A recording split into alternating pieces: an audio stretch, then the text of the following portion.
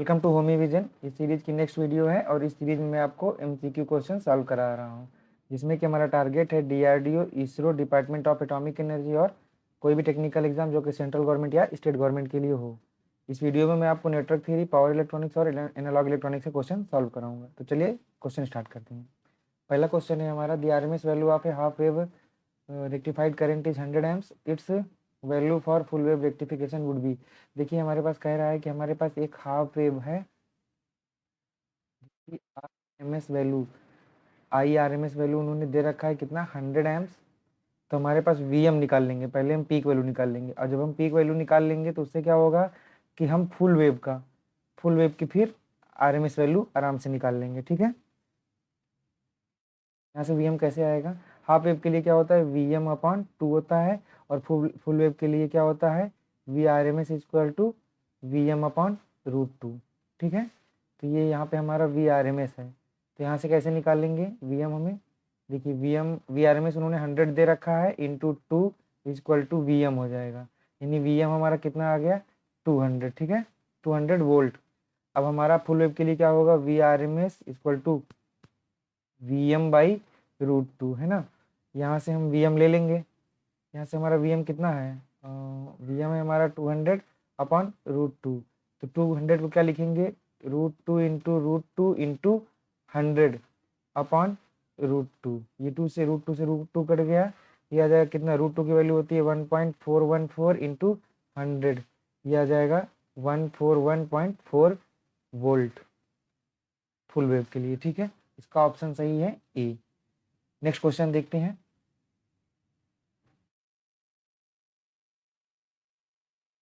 Next question है हमारा question number 2। इसमें कह रहा है the RMS value of a sinusoidal, the RMS value of a sinusoidal AC current is equal to its value at an angle of degree. कितने degree होगा, यहाँ पे ये पूछ रहा है कितने डिग्री एंगल होता है, कब, जब साइनोसाइडल का हम आरएमएस वैल्यू लेते हैं। ठीक है, तो देखिए यहाँ पे हम साइन वेव बना रहे हैं, साइन वेव बनाया, ये है इसकी पीक वैल्यू वीएम।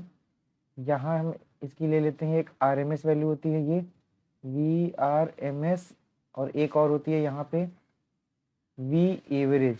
ठीक है, जो वी आर एम एस होती है वो होती है 70.7%, और जो आर एवरेज वैल्यू होती है वो होती है 63.7%। ठीक है, इस पूरी साइकिल को, एक साइकिल को हम कहते हैं क्या, वन साइकिल को टाइम पीरियड। ठीक है, टी से लिखते हैं, और फ्रीक्वेंसी क्या होता है, frequency equal to 1 upon time period. ठीक है, हमें पूछा क्या है, कितने डिग्री पे, देखिए फुल वेव है हमारे पास, यहाँ पे फुल वेव पूछा है of a sinusoidal AC current. जब नॉर्मली ऐसे बोला है, जब तक हाफ ना बोले तब तक हम उसको फुल वेव ही मानते हैं। ठीक है, तो फुल वेव के लिए क्या होता है, देखिए फुल वेव के लिए हम ये जानते हैं V R M S equal to V M upon √2 होता है। हम इसको क्या लिख सकते हैं, वी एम इंटू 1/√2, ये वी एम इंटू 1/√2 साइन में कितने की वैल्यू होती है, ये होती है sine 45 degree into sine 45 degree, तो ये हो जाएगा वी एम साइन 45 या 45 डिग्री। तो यही है हमारा आंसर, 45 डिग्री की वैल्यू होती है। ठीक है, उसके वी आर एम एस के बराबर ये वाली। नेक्स्ट क्वेश्चन देखते हैं, क्वेश्चन नंबर 3 है हमारे पास, capacitive reactance is more when. देखिए कैपेसिटिव रिएक्टेंस को हम एक्सी से लिखते हैं, एक्सी इक्वल टू 1/2πfc। सी क्या है, कैपेसिटेंस, और एफ क्या है, फ्रीक्वेंसी। अगर हम कैपेसिटेंस डिक्रीज करेंगे और फ्रीक्वेंसी डिक्रीज करेंगे तो कैपेसिटिव रिएक्टेंस इंक्रीज होगा। ठीक है, तो यहाँ पे हम पूछा क्या है, capacitive reactance is more when capacitance is less and frequency of supply is less. Capacitance is less and frequency of supply is more, नहीं, दोनों कम होने चाहिए। Capacitance is more and frequency of supply is less, no, capacitance is more and frequency of supply is more, नहीं। तो इसका option सही क्या है हमारे पास, ए। ठीक है, नेक्स्ट क्वेश्चन देखते हैं। नेक्स्ट क्वेश्चन है हमारे पास, time constant of a capacitive circuit is increases with the. देखिए टाउ इज इक्वल टू होता है आर सी, अगर हमें टाउ को इंक्रीज करना है तो हमें सी भी इंक्रीज करना होगा और आर के भी इंक्रीज करना होगा। हम टाउ को, टाइम कांस्टेंट कैसे इंक्रीज करते हैं, आर को इंक्रीज करके या सी को इंक्रीज करके। तो इसमें जिसमें दोनों को इंक्रीज कर रहा होगा वही हमारा सही ऑप्शन होगा। तो increase of capacitance and decrease of resistance, नहीं, दूसरा क्या, increase of capacitance and increase of resistance, ठीक है, ये हमारा ऑप्शन सही है। थर्ड क्या है, decrease of capacitance and decrease of resistance, decrease of capacitance and increase of resistance, नहीं, तो इसका ऑप्शन सही है हमारा क्या, बी। ठीक है, नेक्स्ट क्वेश्चन देखते हैं। नेक्स्ट क्वेश्चन है हमारे पास, in a series resonance, in a series circuit on resonance following will occur. देखिए हमारे पास एक आर एल और एक सी सर्किट है। ठीक है, इस समय हम क्या है, इसको अगर एसी सोर्स जोड़ देते हैं तो इसमें क्या होता है, एक ऐसी कंडीशन आती है जब हमारा एक्सएल इक्वल टू एक्सी हो जाता है। उसमें एक्सएल क्या है, इंडक्टिव रिएक्टेंस, एक्सी क्या है, कैपेसिटिव रिएक्टेंस। इसी समय हमारा वोल्टेज अक्रॉस इंडक्टेंस इक्वल होता है वोल्टेज अक्रॉस कैपेसिटेंस। इसी समय हमारा क्या होता है कि जो सर्किट का इम्पीडेंस होता है जेड, सर्किट का इम्पीडेंस जेड होता है वो बराबर होता है किसके, उस सर्किट के केवल रेजिस्टेंस के बराबर। ये है रेजिस्टेंस, इंडक्टेंस और कैपेसिटेंस। इसके अक्रॉस वोल्टेज वी आर, इसके अक्रॉस वोल्टेज वी एल, इसके अक्रॉस वोल्टेज वी सी।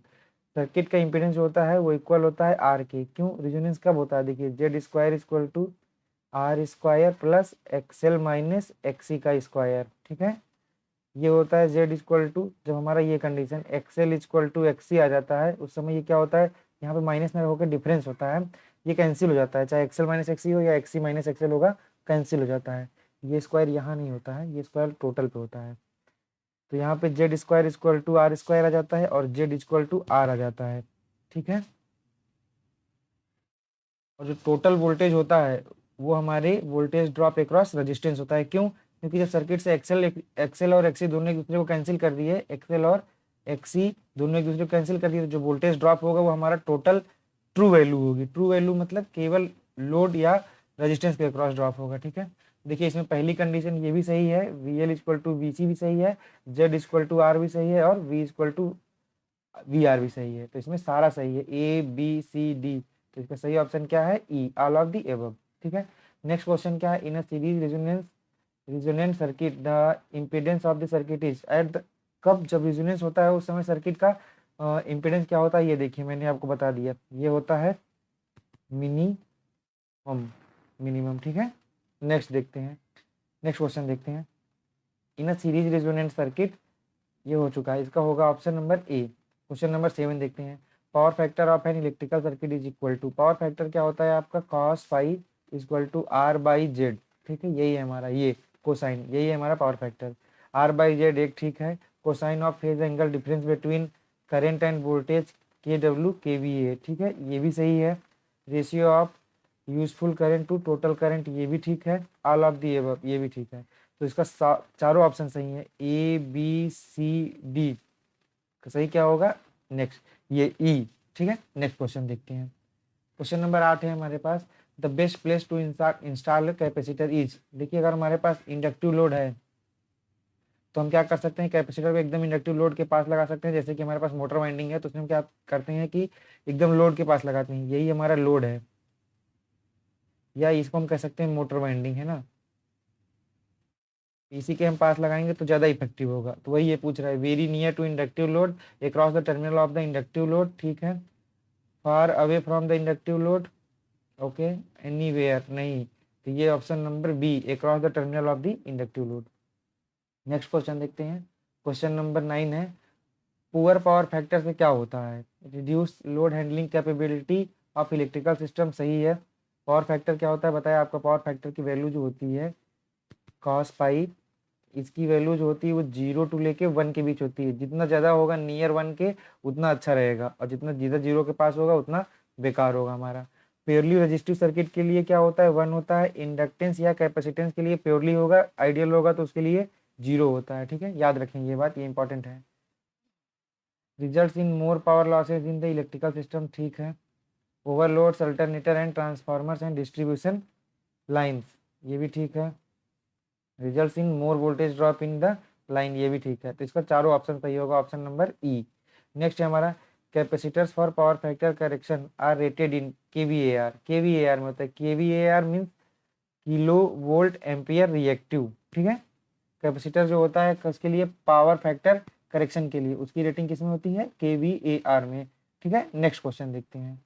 नेक्स्ट क्वेश्चन है हमारा which of the following statements regarding the two transistor model of the PNPN 4 layer device is correct। ठीक है, it explains only the turn on portion of the device characteristic। ठीक है, it explains only the turn off portion of the device characteristic। ठीक है, it explains only the negative region portion of the device characteristic। ठीक है, it explain all the region of the device characteristic। ये option number 4 सही है, क्योंकि सभी reason को ये दिखा देता है। कौन? जब हम पी एन कनेक्शन बनाते हैं, पी एन कनेक्शन बनाते हैं किसको? एन और पी ट्रांजिस्टर लेके हम कनेक्शन करते हैं, तो उससे हमारे सारे रीजन पर चल जाते हैं। ठीक है, turn off time of a thyristor depends upon junction temperature and forward current is a constant depends on load. तो ये डिपेंड करता है टेम्परेचर एंड इसके जंक्शन के टेम्परेचर और फॉरवर्ड करंट पे। ठीक है, नेक्स्ट क्वेश्चन देखते हैं। Latching current of an SCR is, latching current क्या होती है? हमारी लोड करंट के 10% से भी कम होती है। ठीक है, इसका ऑप्शन सही है ए। ठीक है, नेक्स्ट क्वेश्चन देखते हैं। Current in SCR to turn on transient can be reduced by, reduce करना है हमें ना, तो देखिए करंट को रिड्यूस करने के लिए हम क्या करते हैं, ये है हमारे पास एससीआर को हम ऐसे कनेक्ट करते हैं, इसके हम सीरीज में एक इंडक्टर लगा देते हैं। अगर हमें पैरेलल में लगाना होता है तो एक रेजिस्टेंस और एक कैपेसिटेंस लगाते हैं। ठीक है, ये रिस्पॉन्सिबल होता है हमारा ये dV/dt के लिए, और ये वाला होता है di/dt के लिए। ठीक है, ये ट्रांजिएंट करंट को रोकता है और ये ट्रांजिएंट वोल्टेज को रोकता है। इसमें क्या कह रहा है? Connect a small inductor in series with the anode. ठीक है, connect a small inductor in parallel with the anode नहीं। Connect a capacitor in series with the anode. ठीक है, connect a capacitor in parallel with anode नहीं। तो इसका option सही है क्या? ए। नेक्स्ट क्वेश्चन देखते हैं। It is preferable to use a train of pulse of a high frequency for gate triggering of SCR in order to reduce. देखिए जैसे जैसे हम फ्रीक्वेंसी इंक्रीज करते हैं वैसे वैसे हमारे इंस्ट्रूमेंट की साइज डिक्रीज होती जाती है। तो इसका क्या कह रहा है? द फर्स्ट है हमारा dV/dt प्रॉब्लम नहीं, di/dt प्रॉब्लम नहीं, the size of the pulse transformer हाँ, the complexity of the firing circuit नहीं। तो इसका ऑप्शन सही है C. The main reason for connecting a pulse transformer at the output stage of a thyristor triggering circuit is, output stage में हम इसलिए लगाते हैं आइसोलेशन के लिए, क्योंकि ट्रांसफार्मर जो होता है हमारे पास, ट्रांसफार्मर में क्या है कि एक वाइंडिंग इधर होती है और एक वाइंडिंग इधर होती है, जो इन दोनों के बीच में कपलिंग होती है वो सिर्फ मैग्नेटिक कपलिंग होती है, इसीलिए इसको हम कहते हैं मैग्नेटिकली आइसोलेट है दोनों एक दूसरे से। ट्रांसफार्मर जब हम ट्रांसफार्मर यूज करते हैं तो वो ट्रांसफार्मर का इनपुट और आउटपुट दोनों मैग्नेटिकली कपल्ड होते हैं, इलेक्ट्रिकली नहीं, इसलिए आइसोलेटेड होते हैं। ठीक है, amplify the power of the triggering pulse. ठीक है, प्रोवाइड इलेक्ट्रिकल आइसोलेशन, यही सही ऑप्शन है। reduce the turn on time of the thyristor, avoid spurious triggering of the thyristor due to noise। नहीं, spurious triggering मतलब ये होता है कि आपको फॉल्ट ट्रिगरिंग हो जाए, मतलब फॉल्स ट्रिगरिंग हो जाए, थायरिस्टर ऑन हो और पता भी ना चले, मतलब ऑफ हो जाए तुरंत, तो ये होती है स्पीरियस ट्रिगरिंग, मतलब फॉल्स ट्रिगरिंग। तो इसका सही ऑप्शन क्या है? Provide electrical isolation. ठीक है, नेक्स्ट क्वेश्चन देखते हैं। क्वेश्चन नंबर 17 है हमारा। For thyristors pulse triggering is preferred to DC triggering because gate dissipation is low, pulse system is simple, triggering signal is required for very short duration, all of the above. तो इसका सही option क्या है? All of the above. क्यों? क्योंकि gate dissipation क्या होता है कि लो होता है। जो हम एससीआर बनाते हैं, एससीआर में जो हमें गेट पे पल्स देनी होती है वो हाई एम्पलीट्यूड की प्लस शॉर्ट ड्यूरेशन देनी होती है, टीपीडी उसका बहुत लेस होना चाहिए। और क्या है? Pulse system is simple, pulse system हमारा जो होता है वो सिंपल होता है कंपेयर टू नॉर्मल सर्किट। अगर इसको हम प्लस और माइनस ऐसे गेट से ओपन ऑपरेट करेंगे, यहाँ पे एक स्विच लगा के, तो क्या करना होगा कि हमें पहले स्विच ऑन करना पड़ेगा, जब एससीआर हमारा ऑन हो जाएगा उसके बाद हमें स्विच को फिर से ओपन कर देना होगा। तो ये सिस्टम हमें टफ पड़ता है। इसकी जगह पे हम क्या करते हैं कि यहाँ पर एक इलेक्ट्रॉनिक सिस्टम लगा देते हैं जो कि पल्स सिस्टम होता है।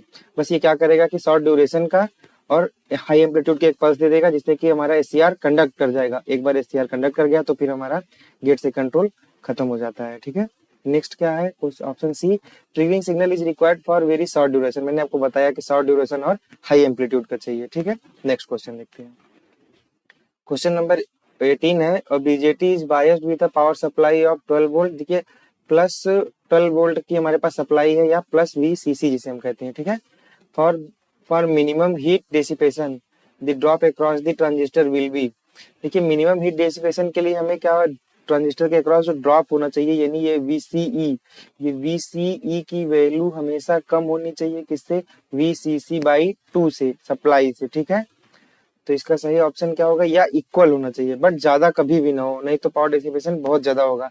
मिनिमम हीट डेसिपेशन के लिए यही एक कंडीशन है, VCE लेस देन हो या इक्वल हो VCC/2 के। तो ये कितना हो जाएगा, 12/2, ये कितना हो जाएगा, 6 वोल्ट। इसका मतलब है जो VCE की वैल्यू हो या तो कम हो या इक्वल हो किसके, 6 वोल्ट के। तो इसका सही ऑप्शन क्या है, ऑप्शन नंबर ए। नेक्स्ट क्वेश्चन है हमारा, an ideal amplifier has positive feedback, ठीक है। Give uniform response, frequency response, ठीक है। जरूरी नहीं है यूनिफॉर्म चाहिए हमें, नॉन यूनिफॉर्म भी रिस्पॉन्स चाहिए होता है कभी, ठीक है, नॉन यूनिफॉर्म रिस्पॉन्स चाहिए होता है। जैसे कि लास्ट स्टेज में हम देख ले तो पावर एम्पलीफायर हो गया या प्री एम्पलीफायर हो गया प्राइमरी स्टेज में, तो उस समय हमें कभी कभी नॉन यूनिफॉर्म रिस्पॉन्स भी चाहिए होता है। पॉजिटिव फीडबैक जरूरी नहीं है, कभी कभी हमें कोई फीडबैक की जरूरत नहीं होती है, या यूनिटी फीडबैक चाहिए या निगेटिव फीडबैक चाहिए, तो ये भी कंपलसरी नहीं है। Has infinite voltage gain, infinite कब होता है, आइडियल कंडीशन में। Response only to signal at its input terminal, ये सही है, option number D.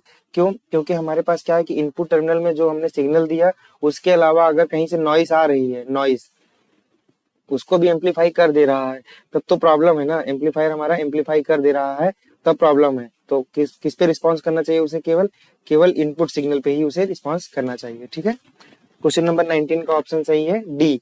Next question है हमारा question number 20, a transistor is said to be useful to be configured as an amplifier when its beta is. देखिए हमारा जो normally हम beta का जब यूज करते हैं तो ट्रांजिस्टर के बीटा की वैल्यू क्या है, 50 to 300 के बीच में होनी चाहिए, तो हमारा ट्रांजिस्टर अच्छे से एम्पलीफायर करता है या फेथफुल एम्पलीफिकेशन होता है, ठीक है। तो इसके लिए हमारा ऑप्शन कौन सा सही है 20 का, ऑप्शन नंबर डी, 50 या उससे ज्यादा, ठीक है। ठीक है, नेक्स्ट क्वेश्चन देखते हैं। क्वेश्चन नंबर 21 है हमारे पास, in voltage amplifier the load resistance should be as large as possible, ठीक है, as small as possible, equal to output impedance, equal to input impedance. नहीं, देखिए जैसे हमारे पास एक ये है, हमारे पास एक सर्किट है, इसका ये आउटपुट स्टेज है, ये इसका इनपुट स्टेज है, ये ए है। अब ए का आउटपुट जो है हमारे वो बी के इनपुट में कनेक्टेड है, ठीक है। इसी तरह ये आगे जाके कहीं हमारा सी पे कनेक्ट होगा, तो इसका जो आउटपुट आउटपुट इम्पीडेंस हो इसके आउटपुट इम्पीडेंस से मैच करना, इनपुट इम्पीडेंस से मैच करना चाहिए। अगर मैच नहीं होगा तो देखिए लोडिंग इफेक्ट आता है, और लोडिंग इफेक्ट क्या होता है, जैसे ये हमारे पास दो रेजिस्टेंस है, एक सेकंड के लिए आपको लोडिंग इफेक्ट समझा रहा हूं मैं। दो रेजिस्टेंस है, यहाँ पे हमने इनपुट सप्लाई लगा दिया वोल्टेज, ठीक है, वोल्टेज लगा दिया। ये है हमारा 1000 ओम, या इसे हम 1 किलो ओम कह सकते हैं, ये भी हमारा 1K का है। इस समय क्या होगा, ये भी 1K है। इस समय क्या है कि अगर इसके अक्रॉस हम एक इनपुट सर्किट लगाते हैं कोई, जिसकी वैल्यू भी 1K है, ये हमारा लोड है RL, तो क्या होगा, ये वाला 1K और ये वाला 1K मिलके पैरेलल में है ना, क्योंकि ये R2 ये R1, R2 और RL पैरेलल में है, तो ये क्या हो जाएगा 1K into 1K upon 1+1 means ये आ जाएगा 500 ओम। अब इस समय क्या होगा, अब हमारे पास जो नई सर्किट आएगी वो कुछ यूं आएगी, ये आ गई। इस समय हमारा क्या होगा कि ये है हमारा 1K और ये है हमारा 500 ओम, तो इस वाले R1 के अक्रॉस वोल्टेज ड्रॉप ज्यादा होगा। अगर यहाँ पे हमने 10 वोल्ट लगाया था तो नॉर्मली क्या होना चाहिए था, ये रहा 1K R1 और रहा R2, तो दोनों के अक्रॉस 5 वोल्ट ड्रॉप होना चाहिए था। लेकिन अभी क्या हुआ है कि ये 1K है और ये 500K, 500K कैसे हुआ, सॉरी 500 ओम है। 500 ओम कैसे हुआ, क्योंकि ये वाला 1K R2 और लोड वाला 1K मिल के 500 दोनों पैरेलल में थे, इसलिए इक्विवेलेंट आ गए। तो इस कंडीशन में क्या होगा कि इसके अक्रॉस 5 वोल्ट ना ड्रॉप होके वो कुछ 3 पॉइंट या इससे कम, मतलब 5 वोल्ट से वो 5 वोल्ट से कम ही ड्रॉप होगा। और यहाँ पे 1K के अक्रॉस क्या होगा कि 7 वोल्ट या इससे ज्यादा ड्रॉप होगा, मतलब 5 वोल्ट से ज्यादा ही ड्रॉप होगा। तो इस कंडीशन में क्या होता है कि हमारा लोडिंग आ जाता है।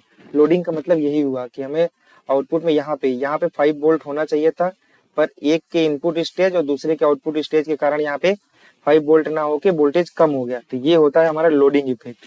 इसी को कम करने के लिए हम क्या होगा कि इसकी वैल्यू जितनी ज्यादा रहेगी R2 की, यहाँ पे कह रहा है वोल्टेज एम्पलीफायर है the load resistance should be as large as possible. ठीक है, तो ये लोड रेजिस्टेंस की वैल्यू जितनी ज्यादा रहेगी उतना ही ज्यादा लोडिंग इफेक्ट कम आएगा। ठीक है, तो यहाँ से हम इसलिए हम इसको एज लार्ज एज पॉसिबल करते हैं। ठीक है, इसका ऑप्शन सही है ए। ठीक है, नेक्स्ट क्वेश्चन देखते हैं। The base to emitter voltage VBE in a transistor in the forward bias decreases with the increase in temperature at the following rate. ठीक है, देखिए जब हम टेम्परेचर को इंक्रीज करते हैं तो हमारा क्या होता है, थर्मल वोल्टेज भी हमारा इंक्रीज होता है। किस रेट से इंक्रीज होता है वही ये पूछा है। ठीक है, देखिए हमारा थर्मल वोल्टेज का फॉर्मूला होता है VT equal to KT upon Q। K है हमारा बोल्ट्जमैन कांस्टेंट जिसकी वैल्यू के है हमारा बोल्ट्जमैन कांस्टेंट जिसकी वैल्यू होती है 1.38 इंटू 10 टू द पावर -23। ठीक है, और इसकी यूनिट क्या होती है, जूल पर केल्विन। और Q है हमारा चार्ज कितना 1.6 into 10 to the power -19 coulomb. ठीक है, तो देखिए VT की वैल्यू आती कितनी है, VT equal to 1.38 into 10 to the power -23 into ये जो T दिया हुआ है यही आपका टेम्परेचर है T, और किस में है वो, केल्विन में है। सभी को हम एक यूनिट में रखेंगे, अगर आप यूनिट चेंज करेंगे तो आंसर गलत आ जाएगा। तो हम रूम टेम्परेचर 300 ले लेते हैं।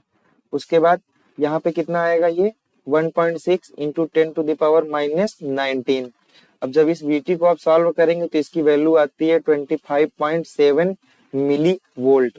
ठीक है, तो इसका मतलब ये है कि अगर हम 1 डिग्री सेल्सियस टेम्परेचर इंक्रीज करते हैं तो 25.7 मिली वोल्ट आपका वोल्टेज इंक्रीज करेगा। तो इसका सही ऑप्शन क्या है, ए। ठीक है, नेक्स्ट क्वेश्चन है हमारा, consider the following statements to draw AC equivalent circuit of a transistor all DC sources are shorted. ठीक है, हम AC इक्विवेलेंट कंसीडर कर रहे हैं तो DC सोर्स को हमें शॉर्ट सर्किट करना होगा। AC सोर्सेस आर शॉर्टेड नहीं, जब AC सोर्स को हम शॉर्ट कर देंगे तो हमारा रिजल्ट कहाँ से आएगा, DC सोर्सेस आर ओपन नहीं, हम इसको शॉर्ट करते हैं। ठीक है, AC sources are connected to DC sources, बिल्कुल नहीं।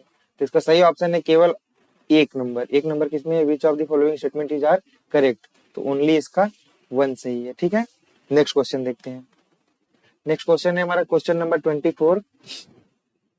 इसमें कह रहा है in the amplifier circuit shown in the figure the value of R1 and R2 are such that the transistor is operating at VC equal to 3 volt, IC equal to 1.5 milliamps and when its beta is 150 for a transistor beta is 200 the operating point is कितना होगा। ठीक है, देखिए पहले ये क्या कहा है आपको, VCE collector to emitter voltage दे दिया है आपको वो 3 वोल्ट, IC दे दिया है आपको वो 1.5 मिली एम्प, बीटा दे दिया है आपको 150। इसकी यूनिट नहीं होती है क्योंकि एक रेशियो होता है करंट का। और आपको एक चीज और दे दिया है यहाँ पे VCC 6 वोल्ट। ठीक है, वो यहाँ पे दिया हुआ है आपको, देखिए फिगर में। ठीक है, अब देखिए हमें ट्रांजिस्टर को जब भी ऑपरेट करना होता है क्या होता है कि at least minimum base current हमें चाहिए ही चाहिए। अगर मिनिमम बेस करंट हम नहीं देंगे तो यहाँ पे जो बेस टू इमीटर ये वोल्टेज होता है ये ब्रेक ओवर में नहीं आएगा और बेस टू इमीटर हमारा ऑपरेट नहीं होगा, ऑन कंडीशन में हमारा ट्रांजिस्टर नहीं आएगा। तो इसलिए हमें एक मिनिमम बेस करंट चाहिए ही चाहिए। तो हम यहाँ से पहले क्या करते हैं, मिनिमम बेस करंट निकाल लेते हैं। अच्छा देखिए पूछा क्या है, ये कह रहा है कि अगर इस समय हमारा बीटा 200 होगा तो उस समय हमारा VCE और IC क्या होगा। ठीक है, यही हमारा क्वेश्चन है। तो ठीक है, हम यहाँ से पहले वाले जो पहला वाला सारा ऑप्शन दिया है इससे हम IB निकाल लेते हैं कि मिनिमम हमें कितनी करंट चाहिए इस ट्रांजिस्टर को ऑन करने के लिए, इस वाले ट्रांजिस्टर को। ठीक है, तो देखिए IB इक्वल टू क्या होगा, IB into beta equal to होता है IC। तो हमें IB चाहिए, IB equal to IC upon beta हो जाएगा। यहाँ से IC कितनी है 1.5 मिली एम्प्स है ना, मिली एम्प्स हटा देते हैं 1.5, बट सारा आंसर जो भी आएगा हमारा मिली एम्प्स में आएगा अपॉन 150। करेक्ट,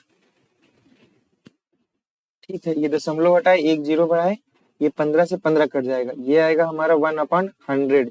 इसका मतलब है ये कितना आया 0.01 मिली एम्प्स। करेक्ट, IB आ गया हमारा। अब देखिए यहाँ से हमारे पास क्या है, हमें बीटा पता है 200, तो हम आईसी निकाल लेंगे। देखिए IC equal to beta into IB. Beta कितना है आपका 200। दूसरे वाली कंडीशन के लिए हम फाइनल वैल्यू निकाल रहे हैं, अब ऑपरेटिंग पॉइंट निकाल रहे हैं, वीसीई और आईसी। बीटा है हमारा 200 और आईबी है कितनी हमारी 0.01। तो इसके लिए ये कितना आ जाएगा आपका, ये 2 जीरो से ये चला जाएगा, आपका आएगा 2 मिली एम्स। सारे आंसर हमारे मिली एम्स में आ रहे हैं। हमारा हो गया आईसी, ठीक है। तो एक आंसर तो हमारा आ गया 2 मिली एम्स। अब सभी में 3 में ऑप्शन में दिया है 2 मिली एम्स, 2 मिली एम्स, 2 मिली एम्स, 1 मिली एम्स, यानी चौथा ऑप्शन तो नहीं होगा, बाकी 3 ऑप्शन है। अब हमें वीसीई अगर हम निकाल लें तो हमारा काम बन जाएगा।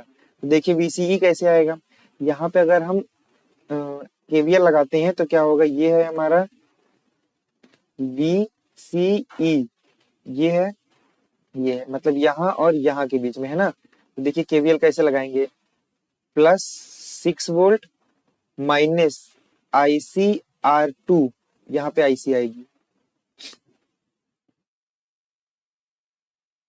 माइनस VCE इक्वल टू 0, ठीक है।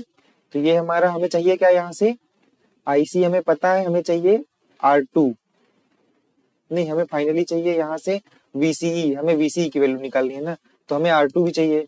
अब R2 कैसे आएगी, देखिए पहले हम यहाँ से इक्वेशन निकाल लें, VCE equal to 6 minus IC into R2, या R2 को हम RC भी लिख सकते हैं। तो इसको हम क्या करेंगे, 6 माइनस IC इंटू RC। तो ठीक है, हमारा यहीं से आएगा, बस हम RC की वैल्यू निकाल लें अगर कहीं से, तो हमारा ये भी आ जाएगा क्या, VCE वोल्टेज, ठीक है।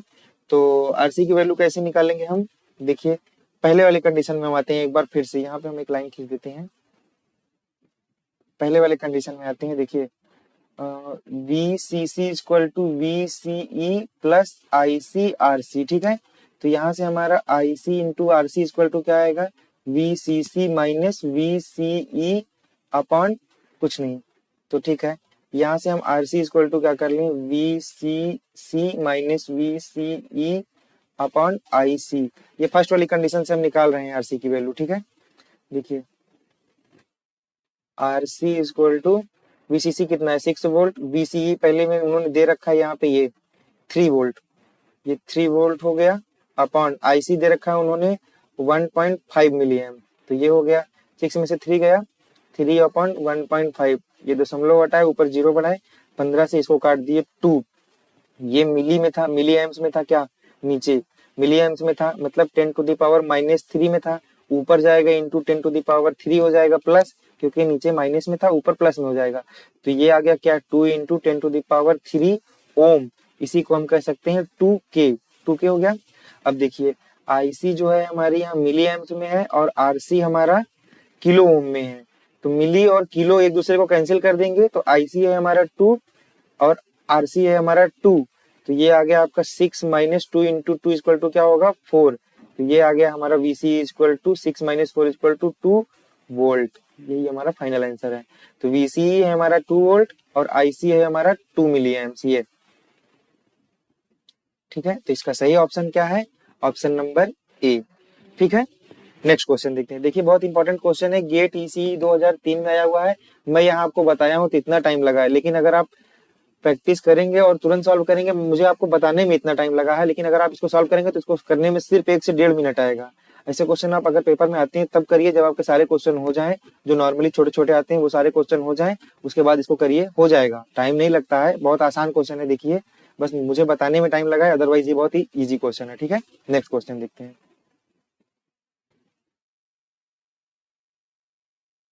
क्वेश्चन नंबर 25 है हमारे पास, the voltage V0 of the circuit shown in the given figure is, ठीक है। हमें V0 चाहिए, यही वाला हमारा क्वेश्चन मार्क है। देखिए इसमें हमारा इनपुट में कुछ भी उन्होंने अप्लाई नहीं किया है, इसका मतलब ट्रांजिस्टर हमारा ऑफ स्टेट में रहेगा। ट्रांजिस्टर जब हमारा ऑफ स्टेट में रहेगा तो यही वाला +5 वोल्ट हमें यहाँ पे आके मिलता है, तो यहाँ पे मिलेगा हमें +5 वोल्ट। देखिए इस पॉइंट और इस पॉइंट के बीच में हम मेजर करेंगे, यहाँ पे ग्राउंड है। अभी हम एक सेकंड में ये क्या करते हैं, इस वाली सर्किट को यहाँ से यहाँ के हम हटा लेते हैं, क्यों, क्योंकि जब ट्रांजिस्टर हमारा ऑन ही नहीं हुआ तो हमारे पास ये वाला बचेगा, तो हमारे पास पूरी सर्किट क्या बचेगी, ये देखिए ये और ये वाला पॉइंट, ठीक है। यही वाला +5 वोल्ट हमें यहाँ पे आके मिल जाएगा, इस वाले पॉइंट पे और इस वाले पॉइंट पे। यहाँ पे अगर हम मल्टीमीटर लगा के मेजर करेंगे तो वो 5 वोल्ट देगा डीसी में। मल्टीमीटर में सिलेक्शन स्विच होता है, उसे हमें सिलेक्ट करना पड़ता है, क्योंकि यहाँ पे डीसी है तो हम डीसी सिलेक्ट करेंगे तो ये 5 वोल्ट दे देगा। क्यों? क्योंकि कुछ भी नहीं ऑन है। अगर बाय द वे अगर क्या होता कि ये ट्रांजिस्टर हमारा ऑन हो जाता तो हमारी पूरी की पूरी करंट इसके थ्रू, ट्रांजिस्टर के थ्रू जमीन मतलब ग्राउंड हो जाती, और ग्राउंड हो जाती तो यहाँ पे हमें कितना मिलता वोल्टेज, जितना इसके क्रॉस ड्रॉप होता, या इस वाले के क्रॉस नहीं, और ये 2 ओम के क्रॉस नहीं, ये जितना कलेक्टर टू इमीटर के बीच में हमारा ड्रॉप होता।